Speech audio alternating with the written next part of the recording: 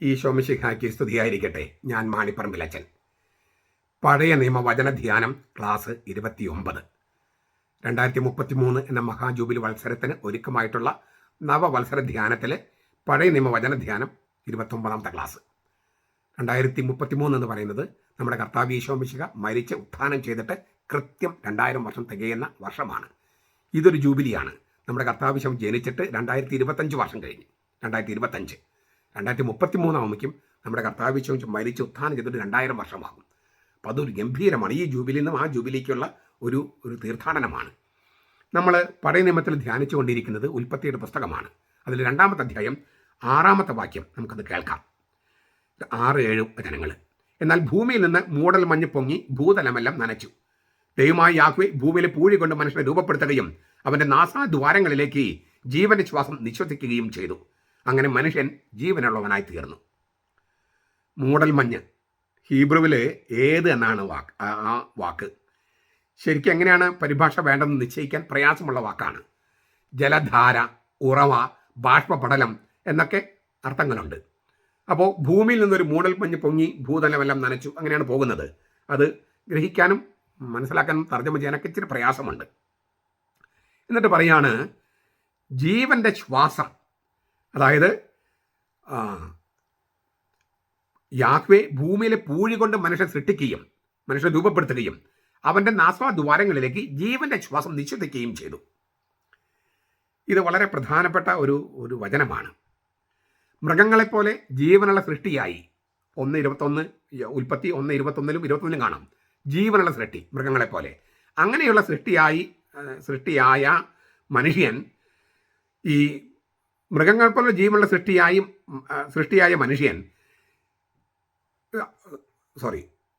മൃഗങ്ങളെപ്പോലെ ജീവനുള്ള സൃഷ്ടി എന്ന ആ ജീവനുള്ള സൃഷ്ടിയെ മനുഷ്യനായി മാറിയത് ജീവന്റെ ശ്വാസം മനുഷ്യരുടെ ഉള്ളിലേക്ക് ദൈവം നിക്ഷേപിച്ചപ്പോഴാണ്. മൃഗങ്ങൾ പോലെ ജീവനുള്ള സൃഷ്ടി അല്ലേ, ആ സൃഷ്ടി മനുഷ്യനായി മാറിയത്. ഞാൻ പറഞ്ഞത് ക്ലിയർ ആയി വിചാരിക്കണം. മൃഗങ്ങളെപ്പോലെ ജീവനുള്ള സൃഷ്ടി ഉൽപ്പത്തി 1:21 24 അത് മനുഷ്യനായി മാറിയത് ജീവന്റെ ശ്വാസം മനുഷ്യൻ്റെ ഉള്ളിലേക്ക് ദൈവം നിക്ഷേപിച്ചപ്പോഴാണ്. എന്ന് വെച്ചാൽ മനുഷ്യനിലെ ദൈവഛായയാണ് അവനെ മൃഗത്തിൽ നിന്ന് വേറിട്ടവനാക്കുന്നത്. മനുഷ്യനിലെ ദൈവഛായ, ഇതാണ് ജീവന്റെ ശ്വാസം അവനിലേക്ക് ഇട്ടു എന്ന് പറയുന്നതിൻ്റെ അർത്ഥം. പദാർത്ഥത്തിൻ്റെയും ആത്മാവിൻ്റെയും മണ്ണിൻ്റെയും ദിവ്യ ശ്വാസത്തിൻ്റെയും സംയോജനമായി മനുഷ്യനെ ദൈവം സൃഷ്ടിച്ചതിനാൽ മറ്റ് ജീവികളിൽ നിന്ന് വേറിട്ടവനാണ് അവൻ. പദാർത്ഥത്തിൻ്റെയും ആത്മാവിൻ്റെയും മണ്ണിൻ്റെയും ദിവ്യശ്വാസത്തിൻ്റെയും സംയോജനമായി മനുഷ്യനെ ദൈവം സൃഷ്ടിച്ചതിനാൽ മറ്റ് ജീവികളിൽ നിന്ന് വേറിട്ടവനാണ് മനുഷ്യൻ. ശരീരവും വിശേഷ ബുദ്ധിയുമുള്ള ആത്മാവ്, റാഷണൽ സോൾ എന്നാണ് പറയുക. ശരീരവും വിശേഷ ബുദ്ധിയുള്ള ആത്മാവും ചേർന്ന മനുഷ്യൻ മൃഗങ്ങളിൽ നിന്ന് വ്യത്യസ്തനാണ്. ജ്ഞാനത്തിൻ്റെ പുസ്തകം 15:11, കത്തോലിക്ക സഭയുടെ മതബോധനം 362 മുതൽ 366 വരെ. ജീവശാസ്ത്രപരമോ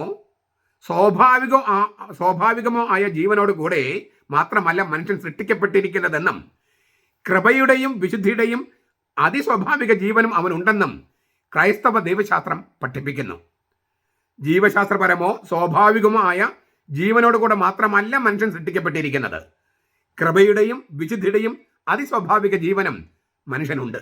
ഇതാണ് ക്രൈസ്തവ ദൈവശാസ്ത്രം പഠിപ്പിക്കുന്നത്. അതിനാൽ ജനനം മുതൽ തന്നെ ആദാം ധർമ്മിഷ്ഠനും നേരെ നിൽക്കുന്നവനുമാണ്. സഭാപ്രസംഗകൻ 7:29 ദൈവത്തിൻ്റെ മകനാണ്. ലൂക്ക 3:28 കത്തോലിക്ക സഭയുടെ മതബോധനം 374 മുതൽ 376 വരെ.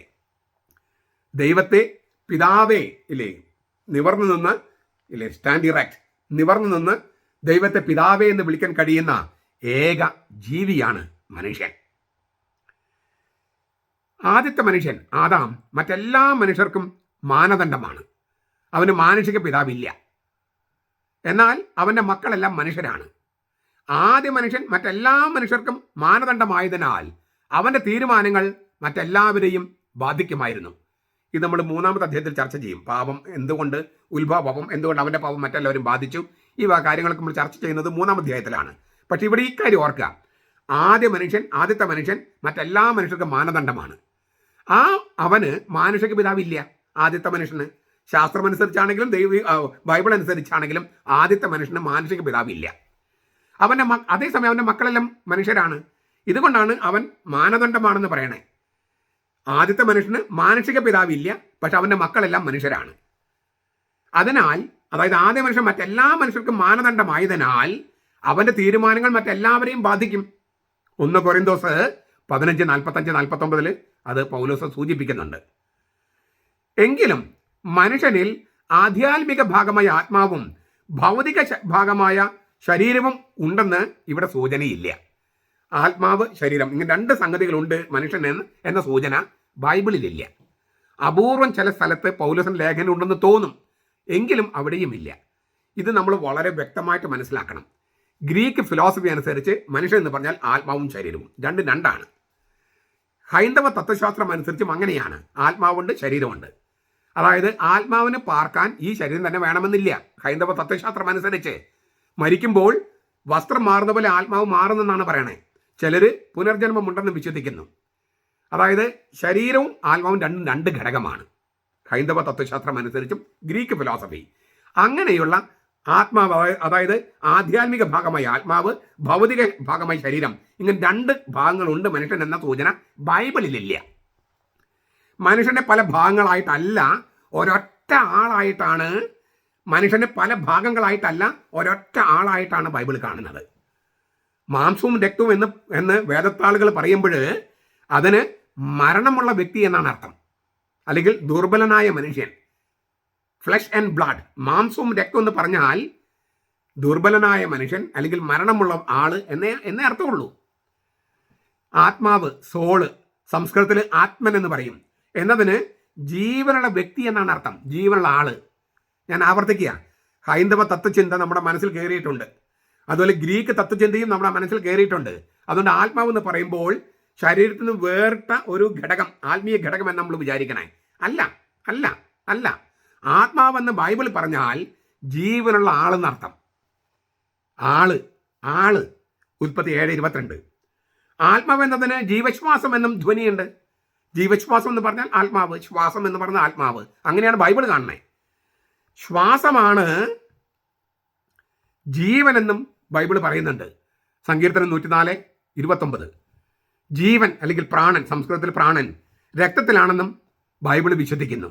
ലേവ്യര് 17:10-14. ജീവചൈതന്യം അഥവാ അരൂപി, സ്പിരിറ്റ് എന്നതിന് ദൈവത്തിലേക്ക് തുറന്നിരിക്കുന്ന ആളെന്ന് അർത്ഥമുള്ളൂ. ജീവചൈതന്യം അല്ലെങ്കിൽ അരൂപി, സ്പിരിറ്റ് എന്ന് പറഞ്ഞാൽ ദൈവത്തിലേക്ക് തുറന്നിരിക്കുന്നവൻ.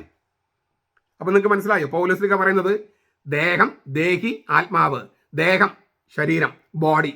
ദേഹി നമ്മൾ പറഞ്ഞ ആത്മാവ്, സോള്. സ്പിരിറ്റ് ജീവചൈതന്യം, അരൂപി, ആത്മാവ്.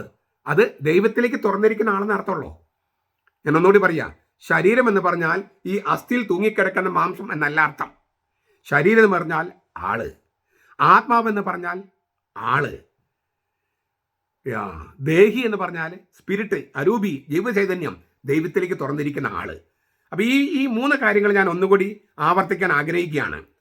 അതായത് ബോഡി എന്ന് പറഞ്ഞാൽ, ശരീരം എന്ന് പറഞ്ഞാൽ ആത്മാവിൽ നിന്ന് വ്യത്യസ്തമായ ശരീരം എന്നല്ല ബൈബിൾ ഉദ്ദേശിക്കുന്നത്, മറിച്ച് ആള് എന്നാണ്. തൊടാനും സ്പർശിക്കാനൊക്കെ കഴിയുന്ന ആള്. അപ്പോൾ ബോഡി എന്ന് പറഞ്ഞാൽ ആള് എന്നർത്ഥം. അതായത് ആളുടെ കാണാൻ പറ്റുന്ന ഭാഗം. ആത്മാവെന്ന് പറഞ്ഞാൽ ആള് തന്നെ, ജീവനുള്ള ആള്. ആത്മാവെന്ന് പറഞ്ഞാൽ ജീവനുള്ള ആളെന്നർത്ഥം. അപ്പൊ അതുകൊണ്ട് ആത്മാവിന് ബൈബിളിൽ ജീവശ്വാസം എന്നും പറയും. ശ്വാസം എന്നതിന് ജീവൻ എന്നാണ് അർത്ഥം, പ്രാണൻ എന്നാണ് അർത്ഥം. അത് രക്തത്തിലാണെന്നും വിശ്വസിച്ചു. ഇങ്ങനെയൊക്കെയാണ് ബൈബിൾ പറയുന്നത്. പിന്നെ അപ്പം നമ്മൾ ദേഹം, ബോഡി, ശരീരം എന്ന് പറഞ്ഞു.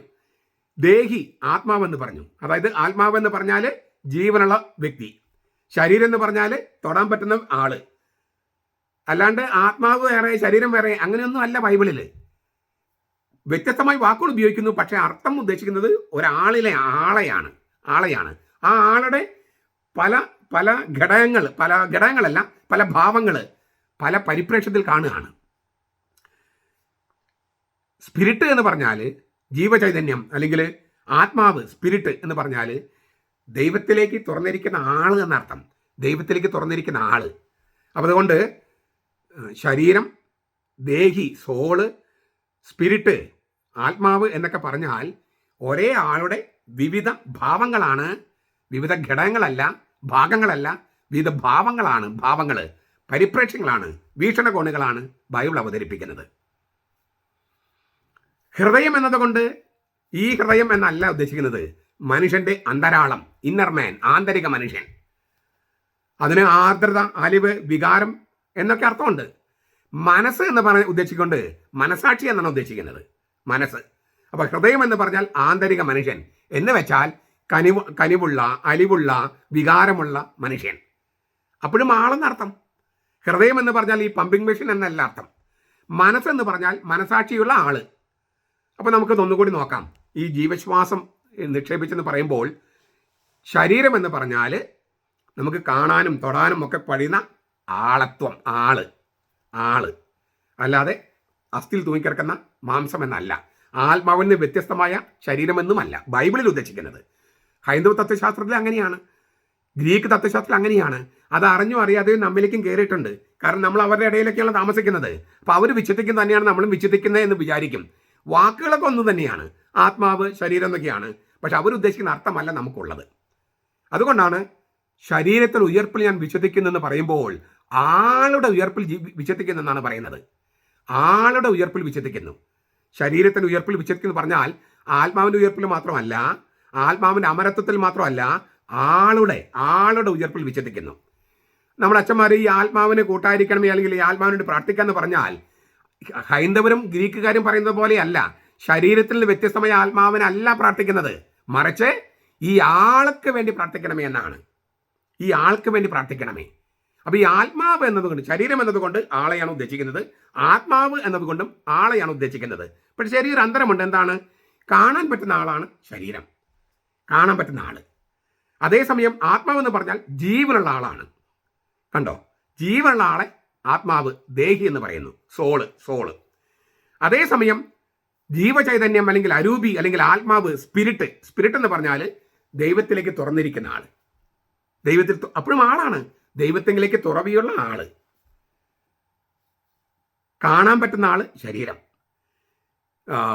ജീവനുള്ള ആള് ദേഹി അല്ലെങ്കിൽ സോള്, ദൈവത്തിലേക്ക് തുറന്നിരിക്കുന്ന ആള് ആത്മാവ് അല്ലെങ്കിൽ ജീവചൈതന്യം. ഹൃദയം എന്ന് പറഞ്ഞാൽ വികാരങ്ങളുള്ള, അലിവുള്ള, കരുതലുള്ള അല്ലേ ആള്, അപ്പോഴും ആളാണ്, അല്ലാണ്ട് ഈ പമ്പിംഗ് മെഷീൻ അല്ല. മനസ്സെന്ന് പറഞ്ഞാൽ മനസാക്ഷിയുള്ള ആള്, എല്ലാം ഉദ്ദേശിക്കുന്ന ആളെയാണ്. ആ ആളുടെ വിവിധ ഭാവങ്ങൾ, വിവിധ ഭാഗങ്ങളല്ല. മനസ്സ്, ഹൃദയം അങ്ങനെയല്ല, വിവിധ ചക്രവാളങ്ങളാണ് ഒരാളുടെ, മനുഷ്യനെന്ന ഒരു മനുഷ്യ സാകല്യം, എൻറ്റയർ മാൻ, ആ മനുഷ്യൻ്റെ വിവിധ ചക്രവാളങ്ങളാണ് വിവിധ വാക്കുകൾ കൊണ്ട് ബൈബിൾ അവതരിപ്പിക്കുന്നത്. അപ്പോൾ ഈ അവൻ്റെ നാസാരന്തരങ്ങൾക്ക് ജീവശ്വാസം നിക്ഷേപിച്ചപ്പോൾ, ഊതിയപ്പോൾ ഇങ്ങനെയുള്ള ജീവനുള്ളവനായി തീർന്നു എന്ന് പറയുമ്പോൾ ഈ പറഞ്ഞ അർത്ഥങ്ങളൊക്കെയാണ് ബൈബിൾ ഉദ്ദേശിക്കുന്നത്. ഞാൻ ചിലതൊക്കെ ആവർത്തിച്ചതിന് കാരണം ഞാൻ വീണ്ടും ആവർത്തിക്കുകയാണ്. ഹൈന്ദവ തത്വചിന്തയിലുള്ള ആത്മാവ് ശരീരം എന്നുള്ള അർത്ഥത്തിലല്ല ക്രിസ്ത്യാനികൾ ആത്മാവ് ശരീരം എന്ന വാക്ക് ഉപയോഗിക്കുന്നത്. ഗ്രീക്ക് തത്വചിന്തയോട് ചേർന്നതാണ് ഈ ഹൈന്ദവരുടെ തത്വചിന്ത. ഗ്രീക്കുകാർ വിചാരിച്ചിരുന്നത് ശരീരം തിന്മയാണെന്നും കാരാഗ്രഹമാണ് ഈ ആത്മാവിനെ ഇട്ടിരിക്കുന്ന കാരാഗ്രഹം. നമുക്ക് സോക്രട്ടസിൻ്റെയും ഈശോയുടെയും മരണം ഒന്ന് താരതമ്യം ചെയ്താൽ നിങ്ങൾക്ക് പെട്ടെന്ന് ഉത്തരം കിട്ടും. സോക്രട്ടീസ് യുവാക്കളെ വഴിപഴപ്പിക്കുന്നു എന്നൊക്കെ പറഞ്ഞിട്ട് അദ്ദേഹത്തെ കൊല്ലണോ കൊല്ലണ്ടേ എന്ന് റഫറൻഡം എടുത്തു, ജനഹിത പരിശോധന. അങ്ങനെ ഭൂരിപക്ഷം പേര് അദ്ദേഹത്തെ കൊല്ലാൻ പറഞ്ഞു. കാരണം അദ്ദേഹം വിശുദ്ധനാണെന്ന് കേട്ട് മടുത്തു എന്ന് പറഞ്ഞിട്ട് കൊല്ലാനായിട്ട് കൊടുത്തു. അങ്ങനെ ഗവൺമെൻറ് ഒരാളെ ഹെംലെക്ക് എന്ന് പറഞ്ഞ വിഷം കൊടുത്ത് കൊല്ലാനായിട്ട് ഏൽപ്പിച്ചു. ഈ വിഷം മിക്സ് ചെയ്യുന്ന ആൾക്കറിയാം സോക്രട്ടീസ് നല്ലവനാണ്, വിശുദ്ധനാണെന്ന്. അപ്പോൾ അദ്ദേഹത്തിന് സങ്കടമുണ്ട്. സോക്രട്ടീസ് ഇരിക്കുന്നു, സെനോഫിൻ ഇരിക്കുന്നു. അപ്പോൾ സോക്രട്ടീസ് ഈ വിഷം മിക്സ് ചെയ്യുന്ന ആൾക്കാരോട് ചോദിച്ചു, ഞാൻ എന്താ ചെയ്യേണ്ടത്? അപ്പോൾ ആ മനുഷ്യൻ സങ്കടത്തോടെ പറഞ്ഞു, നിങ്ങളിത് കുടിച്ചാൽ മതി, ബാക്കിയൊക്കെ വിഷം ചെയ്തോളൂ. അങ്ങനെ ഈ സോക്രട്ടീസ് വിഷം കയ്യിലെടുത്തു, വിഷം കലർത്തി പാനപാത്രം കയ്യിലെടുത്തു. ഇങ്ങനെ ഉയർത്തുകയാണ്. സങ്കടമല്ല, സന്തോഷമാണ്. അപ്പോഴാണ് ഒരു കാര്യം ഓർത്തത്. അപ്പോൾ ഇങ്ങനെ തല ചെരിച്ചു. അപ്പോൾ സെനോഫൻ തൊട്ടടുത്തിരിപ്പുണ്ട്. എന്താ സാർ? അദ്ദേഹം കരയാണ്, ഒരു മരിക്കാൻ പോവാണ്. നീ കരയാതിരിക്കുക, എനിക്കൊരു കാര്യം പറയാനുണ്ട്. എന്താ? ഞാൻ അയൽപ്പക്കത്ത് നിന്ന് ഒരു കോഴി കടം വാങ്ങിച്ചിരുന്നു, അത് തിരിച്ചു കൊടുത്തില്ല. നീ അതൊന്ന് തിരിച്ചു കൊടുക്കണം, അല്ലെങ്കിൽ ഒത്തിരിപ്പ് കടം ഉണ്ടാവും. സെനോഫൻ പറഞ്ഞു, ശരി സാറേ, ശരി. ഇനി എന്തെങ്കിലും? ഇനിയൊന്നുമില്ല. എന്നിട്ട് അദ്ദേഹം പറഞ്ഞു, ഇങ്ങനെ ഉയർത്തിവിട്ട് പറയാണ്, എൻ്റെ ആത്മാവൻ എൻ്റെ ശരീരമാകുന്ന കാരാഗ്രഹത്തിൽ മോചിപ്പിക്കുന്നതിന് ഞാൻ നിനക്ക് നന്ദി പറയുന്നു പറഞ്ഞിട്ട് ആ വിഷം കുടിച്ചു, മരിച്ചു. ഈ മരണമെന്ന പാനപത്രം കർത്താവിൻ്റെ മുമ്പിലേക്ക് നീട്ടിയപ്പോഴോ ഈശോമിശിയുടെ മുമ്പിൽ രക്തം വിയർത്താണ് അവൻ പ്രാർത്ഥിച്ചത്. അബ്ബാ, പിതാവേ, എല്ലാം നിനക്ക് സാധ്യമാണല്ലോ, കഴിയുമെങ്കിൽ ഈ മരണമെന്ന പാനപാത്രം മാറ്റിത്തരണമേ. കാരണം അവിടെ മരണമെന്ന് പറയുന്നത് നരകമാണ്. അതാണ് ശരിക്കുള്ള അർത്ഥം. മരണം എന്ന് പറഞ്ഞാൽ നരകമാണ്. അവൻ നരകത്തിലേക്ക് ഇറങ്ങി എന്ന് പറഞ്ഞാൽ മരിച്ചു എന്നാണ് അർത്ഥം. അവൻ സത്യമായും മരിച്ചു എന്നാണ് അർത്ഥം. നരകത്തിലേക്ക് ഇറങ്ങി എന്ന് പറഞ്ഞാൽ മരണത്തിലേക്ക് ഇറങ്ങി, അവൻ സത്യമായും മരിച്ചു എന്നാണ് ഒന്നാമത്തെ അർത്ഥം. മറ്റു പല അർത്ഥങ്ങളുണ്ട്. അപ്പോൾ ഈ മനുഷ്യന്റെ ആത്മാവിനെ കാരാഗ്രഹത്തിട്ടിരിക്കുന്ന കാരാഗ്രഹമാണ്, തടവിലിട്ടിരിക്കുന്ന കാരാഗ്രഹമാണ് ശരീരമെന്നും, അതുകൊണ്ട് എങ്ങനെയെങ്കിലും ഈ ആത്മാവിനെ ശരീരത്തെ മോചിപ്പിക്കണമെന്നാണ് ഗ്രീക്കുകാർ കണക്കാക്കിയത്. ഹൈന്ദവർ കണക്കാക്കുന്നത് ആത്മാവ് ആണ് പുണ്യം, ശരീരം തിന്മയാണ്. അതുകൊണ്ട് ആത്മാവ് വസ്ത്രം മാറുന്ന, നമ്മൾ വസ്ത്രം മാറുന്ന പോലെ ആത്മാവ് ശരീരത്തെ മാറി വേറെ പോകുന്നു, ഇല്ലേ? ദേഹമേ യാത്രയാകുന്നുള്ളൂ, ദേഹി ഇവിടെ തന്നെയുണ്ട് എന്നൊക്കെയാണ് നമ്മൾ ചിലപ്പോൾ കേൾക്കുന്നത് ഈ ചില സിനിമയിൽ. അത് ഹൈന്ദവ തത്വചിന്തയാണ്. ക്രൈസ്തവ തത്വചിന്ത അങ്ങനെയല്ല. ആത്മാവെന്ന വാക്ക് ഉപയോഗിക്കും, അത് ആള് എന്ന അർത്ഥത്തിലാണ്, ജീവനുള്ള ആള്. ശരീരം എന്ന വാക്ക് ഉപയോഗിക്കും, അല്ലെങ്കിൽ ദേഹം എന്ന വാക്ക്, ദേഹം, ശരീരം, ബോഡി എന്ന് വെച്ചാൽ അത് കാണാൻ പറ്റുന്ന ആളത്വം. പിന്നെ ജീവചൈതന്യം അല്ലെങ്കിൽ സ്പിരിറ്റ്, ആത്മാവെന്ന വാക്ക് ഉപയോഗിക്കും, അത് ദൈവത്തിലേക്ക് തുറന്നിരിക്കുന്ന ആൾ എന്നർത്ഥം. ഹൃദയം എന്ന് വാക്ക് ഉപയോഗിക്കും, ഹൃദയമുള്ളവൻ എന്ന് പറഞ്ഞാൽ ഈ പമ്പിംഗ് മെഷീൻ ഉള്ളവൻ എന്നല്ല അർത്ഥം, മറിച്ച് കരുതലും വികാരങ്ങളും അലിവും കാരുണ്യവുമുള്ള ആളെന്നാണ് അർത്ഥം. മനസ്സ് എന്ന് പറഞ്ഞാൽ മനസാക്ഷിയുള്ള ആൾ എന്നർത്ഥം. എല്ലാത്തിനും ഉദ്ദേശിക്കുന്ന ആൾ എന്നാണ്. ആ ആളുടെ വിവിധ ഭാവങ്ങളാണ്. ഇത് നമ്മൾ അനേക വട്ടം കേൾക്കണം. കാരണം ഹൈന്ദവ തത്വചിന്തയും ഗ്രീക്ക് തത്വചിന്തയും നമ്മിൽ അടിയുറച്ച് കിടപ്പുണ്ട്. അത് പറിച്ച് കളഞ്ഞിട്ട് ഞാനിപ്പോൾ ഈ പറയുന്ന കാര്യം നിങ്ങളുടെ മനസ്സിലേക്ക് കയറണം. അപ്പോൾ ശരീരത്തിൽ ഉയർപ്പിലും ഞാൻ വിശ്വസിക്കുന്നുവെന്ന് വിശ്വാസ പ്രമാണം ചൊല്ലുമ്പോൾ നിങ്ങൾക്ക് കാര്യം മനസ്സിലാകും. ശരീരത്തിന് ഉയർപ്പെന്ന് പറഞ്ഞാൽ ആളുടെ ഉയർപ്പ്. ഈ ആത്മാവിന് വേണ്ടി പ്രാർത്ഥിക്കണമെന്ന് കത്തോലിക്കർ പറയുമ്പോൾ, ക്രിസ്ത്യാനികൾ പറയുമ്പോൾ, ഹിന്ദുക്കളോ ഗ്രീക്കുകാരോ പറയുന്ന പോലെയല്ല, ഈ ആൾക്ക് വേണ്ടി പ്രാർത്ഥിക്കണമേ എന്നാണ് ഉദ്ദേശിക്കുന്നത്. ഈ ആൾക്ക് വേണ്ടി പ്രാർത്ഥിക്കണമേ. കാരണം മരിച്ചവരൊന്നും മരിച്ചിട്ടില്ല, ജീവനോടെ ഇരിക്കുന്നെന്നാണ് ലൂക്കാസിൻ്റെ സുവിശേഷത്തിൽ 20:38 കർത്താവ് പറഞ്ഞത്. അപ്പോൾ ജീവനുള്ള വ്യക്തികളായിട്ട്, ജീവനുള്ള ആളുകളായിട്ട് ഇരിക്കുകയാണ്. അതിനെയാണ് ഈ ആത്മാവിന് പ്രാർത്ഥിക്കണമെന്ന് പറഞ്ഞാൽ, ഈ ജീവനുള്ള ആൾക്ക് വേണ്ടി പ്രാർത്ഥിക്കണമേ. നമുക്കാണ് അവർ മരിച്ചിരിക്കുന്നത്, ദൈവത്തിന് എല്ലാവരും ജീവിച്ചിരിക്കുന്നവർ തന്നെ എന്നാണ് ലൂക്കാസ് 20:38. ദൈവത്തിന് എല്ലാവരും ജീവിച്ചിരിക്കുന്നവർ തന്നെ, അതാണ് ആത്മാവ്. ജീവിച്ചിരിക്കുന്ന ആത്മാവ്, ജീവിച്ചിരിക്കുന്ന ആള്. അതുകൊണ്ടാണ് ആ ആത്മാവിന് വേണ്ടി പ്രാർത്ഥിക്കാൻ പറയണേ. മരിച്ച ആത്മാവിന് വേണ്ടി പ്രാർത്ഥിക്കാൻ പറ്റില്ല. പിന്നെ ഈ ഇങ്ങനെ ആത്മാവിന് വേണ്ടി പ്രാർത്ഥിക്കാൻ പറയുന്നത്, ഈ ആത്മാവിനെ സൃഷ്ടിച്ച ദൈവമാണ്. പക്ഷേ ആ ആത്മാവിന് നമ്മുടെ മാതാപിതാക്കൾ ശരീരം കൊടുത്തു കഴിയുമ്പോൾ ആത്മാവ് ആളായി മാറി. ആ ആൾക്ക് സ്വയമേവ സ്വർഗത്തിലേക്ക് പോകാൻ പറ്റില്ല. അതുകൊണ്ട് രക്ഷകൻ ആവശ്യമായിരിക്കുന്നത്. ഈ ഹിന്ദുക്കളുടെ ഇതനുസരിച്ച് ആത്മാവിന് അമരത്വമുണ്ട്, ആത്മാവിന് നശിക്കാൻ പറ്റില്ല, അത് സ്വയം സ്വർഗത്തിലേക്ക് പോകുമെന്നാണ്. അങ്ങനെ പറ്റില്ല. ആത്മാവിന്, ദൈവം സൃഷ്ടിച്ച ആത്മാവിന് നമ്മുടെ മാതാപിതാക്കൾ ശരീരം കൊടുത്തപ്പോൾ ആത്മാവ് ആളായി മാറി. ആ ആളായി മാറിയ ആ സംഗതിക്ക് സ്വയമേവ സ്വർഗത്തിലേക്ക് പോകാൻ പറ്റില്ല, ഒരു രക്ഷകൻ വേണം. അങ്ങനെ ആ ആൾക്ക്, ഈ ആളായി മാറിയ ആത്മാവിന് ഈ സ്വർഗത്തിലേക്ക് സ്വയം പറക്കാനുള്ള ചിറകുകളില്ല. അതുകൊണ്ടാണ് അവിടെ നിന്നുള്ള രക്ഷകൻ വന്ന് അവിടേക്ക് നമ്മളെ കൈപ്പിടിച്ച് കൊണ്ടുപോയാൽ തന്നെ സ്വർഗത്തിലേക്ക് പോകാൻ പറ്റും. പക്ഷേ സ്വർഗത്തിലേക്ക് പോകുന്നത്, സ്വർഗം മുമ്പേ വരികയാണ്. നമ്മൾ പലപ്പോഴും കളിയാക്കി ചോദിക്കുന്ന ഒരു ചോദ്യമില്ലേ, എന്താണ്, നിനക്ക് സ്വർഗത്തിൽ പോകാൻ താല്പര്യമുണ്ടോ? ഉണ്ട്. മരിക്കാൻ താല്പര്യമുണ്ടോ? ഇല്ല. അപ്പോൾ നിനക്ക് സ്വർഗത്തിൽ പോകാൻ ശരിക്കും താല്പര്യമുണ്ടോ? മരിച്ചാലേ സ്വർഗത്തിൽ പോകാൻ പറ്റുമെന്നാണ് നമ്മൾ ഉദ്ദേശിക്കുന്നത്, ആണോ? അല്ലല്ലോ. മരിച്ചാലേ സ്വർഗത്തിൽ പോകാൻ പറ്റുള്ളൂ? അല്ല. ഇത് സ്വർഗത്തിൽ നിന്ന് ഇറങ്ങി വന്ന അപ്പമാണ്, ഇത് ഭക്ഷിക്കുന്നവർ മരിക്കുകയില്ലെന്ന കർത്താവ് പറഞ്ഞേ. സ്വർഗത്തിൽ നിന്ന് ഇറങ്ങി വന്ന അപ്പമായ കർത്താവിനെ നമ്മൾ സ്വീകരിക്കുമ്പോൾ സ്വർഗം നമ്മിലേക്ക് വരികയല്ലേ, നാം സ്വർഗത്തിലല്ലേ. അങ്ങനെ ഇപ്പോഴേ സ്വർഗത്തിലായിരിക്കുന്നവർക്ക്, അതാണ് ആത്മാവിനെ ആദ്യ ഗഡുവായി അച്ചാരം കൊടുക്കാന്ന് പറയില്ലേ, ഒരു പൂർണ്ണ തുക നൽകുന്നതിന് അച്ചാരം കൊടുക്കും, ആദ്യ ഗഡു. അതുപോലെ ആദ്യ ഗഡുവായി ആത്മാവിന് നൽകിയെന്ന് പറയണേ. ആത്മാവാണ് ജീവൻ നൽകുന്നത്, ശരീരം ഒന്നിനും ഉപകരിക്കുന്നില്ല. യോഹന്നാൻ 6:63. ജീവദായകനായ ആത്മാവായി കർത്താവ് നമ്മിലേക്ക് വരിക, സ്വർഗത്തിൽ നിന്ന് ഇറങ്ങി വന്ന അപ്പം നമ്മിലേക്ക് വരികയാണ് ജീവദായകനായ ആത്മാവായിട്ട്. അപ്പോൾ സ്വർഗം നമ്മിലേക്ക് വരുന്നു. അങ്ങനെ സ്വർഗം നമ്മിലേക്ക് വന്നാൽ മാത്രമേ നമ്മൾ, അപ്പൊ ആദ്യ ഗഡു സ്വീകരിച്ചു, നിത്യജീവന്റെ ആദ്യ ഗഡു സ്വീകരിച്ചു, സ്വർഗത്തിലായി. പിന്നെ അതിന്റെ പൂർണ്ണ ഗഡു അല്ലെ, എല്ലാം മൊത്തം തുകയും സ്വീകരിക്കുന്നത്, മൊത്തം നിത്യജീവൻ സ്വീകരിക്കുന്നത് ശാരീരിക മരണമെന്ന പുഴം നീന്തിക്കടക്കുമ്പോഴാണ്. അപ്പൊ സ്വർഗം ഇപ്പോഴേ നമ്മളിലേക്ക് വന്നാലേ, ഇപ്പോൾ നമ്മൾ സ്വർഗത്തിലായിരുന്നാലേ അതിന്റെ പൂർണ്ണ തുകയും നിത്യജീവനും ശാരീരിക മരണം കഴിയുമ്പോൾ സ്വീകരിക്കാൻ പറ്റൂ. ഇപ്പൊ സ്വർഗത്തിലല്ലാത്തവർക്ക് ഒരിക്കലും മരണത്തോടെ സ്വർഗത്തിൽ പോകാൻ പറ്റില്ല. അപ്പോൾ മരിക്കാതെ സ്വർഗത്തിൽ പോകാം, കുർബാന സ്വീകരിച്ചാൽ മതി. കുർബാന സ്വീകരിക്കുമ്പോൾ സ്വർഗത്തിൽ നിന്ന് ഇറങ്ങി വന്ന അപ്പമായ ഈശോയാണ് സ്വീകരിക്കുന്നത്. നാം സ്വർഗത്തിലാണ് ഇപ്പോൾ. അങ്ങനെ സ്വർഗത്തിലായിരിക്കുന്ന ആളത്വം, ഇതെന്തൊരു വലിയ സത്യമാണ്, എത്ര വലിയ രഹസ്യമാണ്. പക്ഷേ ഇത് വിശ്വസിക്കാൻ പ്രയാസമാണ്. കാരണം എന്താ, മഹാരഹസ്യങ്ങൾ, മഹാസത്യങ്ങളുടെ മുമ്പിൽ നമ്മൾ അന്താളിച്ചു പോകും. അതുകൊണ്ടാണ് വിശ്വസിക്കാൻ പ്രയാസം. പക്ഷെ നമ്മളോട് തന്നെ പറയണം, കർത്താവ് ചെയ്തിരിക്കുന്ന ഈ മഹാസത്യം, അതിലേക്ക് നമ്മളെ കർത്താവ് കൊണ്ടുവന്നിരിക്കുന്നു. അത് പേടിപ്പിക്കും. അതുകൊണ്ടാണ് ഈ കർത്താവ് പ്രത്യക്ഷപ്പെടുമ്പോഴൊക്കെ പറയുന്നത്, ഭയപ്പെടേണ്ട, ദൈവത്തിൻ്റെ സാമീപ്യം നീ ഭയപ്പെടേണ്ട, ദൈവത്തോടൊപ്പം സഹകരിക്കാൻ നീ ഭയപ്പെടേണ്ട, ദൈവത്തിൻ്റെ ഫെല്ലോ വർക്കറാകാൻ, പ്രവർത്തകരാകാൻ, വേലക്കാരാകാൻ നീ ഭയപ്പെടേണ്ട. നമുക്കങ്ങനെ ഭയപ്പെടാതെ കർത്താവിനെ സമീപിക്കാൻ സാധിക്കട്ടെ. നമ്മുടെ കർത്താവ് ഈശോ മിശിഹായുടെ കൃപയും പിതാവായ ദൈവത്തിൻ്റെ സ്നേഹവും പരിശുദ്ധാത്മാവിൻ്റെ സഹവാസവും നാം എല്ലാവരോടും കൂടി ഉണ്ടായിരിക്കട്ടെ, ഇപ്പോഴും എപ്പോഴും എന്നേക്കും. ആമേൻ.